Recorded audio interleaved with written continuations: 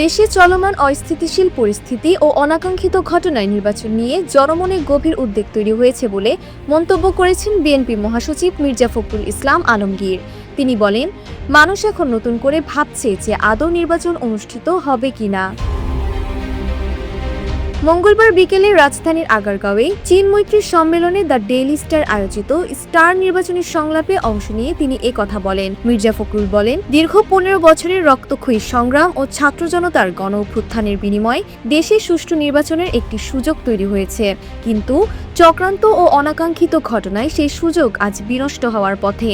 তিনি আরও বলেন, অতীতে মানুষ নির্বাচন বিমুখ হয়ে পড়েছিল, সেই অবস্থা থেকে উত্তরণের যে সম্ভাবনা জেগেছিল তা এখন হুমকির মুখে।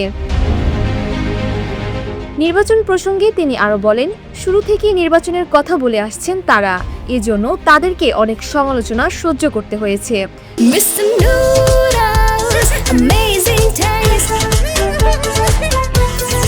কিন্তু এখন প্রমাণিত হয়েছে যে নির্বাচন বিলম্বিত হওয়ার কারণেই অশুভ শক্তি মাথাচাড়া দেয়া এবং নির্বাচন বানচাল করার সুযোগ পাচ্ছে। বিএনপি একটি নির্বাচনমুখী দল এবং সর্বদা নির্বাচনের মাধ্যমেই সরকার পরিবর্তনের বিশ্বাসী বলে তিনি দাবি করেন। রাষ্ট্র সংস্কার ও অর্থনীতি প্রসঙ্গে তিনি বলেন, বিএনপির ভিশন ২০৩০ পরিকল্পনাতেই বর্তমানের অনেক সংস্কার প্রস্তাব আগে থেকে অন্তর্ভুক্ত ছিল। এছাড়া দেশের সংকট কাটাতে একটি পূর্ণাঙ্গ অর্থনৈতিক পেপার তৈরি করা হয়েছে, যা আগামী ৫ বছরে পর্যায়ক্রমে বাস্তবায়নযোগ্য। পরিশেষে তিনি একটি সুষ্ঠু নির্বাচনের মাধ্যমে গণতান্ত্রিক ধারা পুনরুদ্ধারে দেশবাসীকে ঐক্যবদ্ধ হওয়ার আহ্বান জানান। ডেস্ক রিপোর্ট, জয় জয় দিন।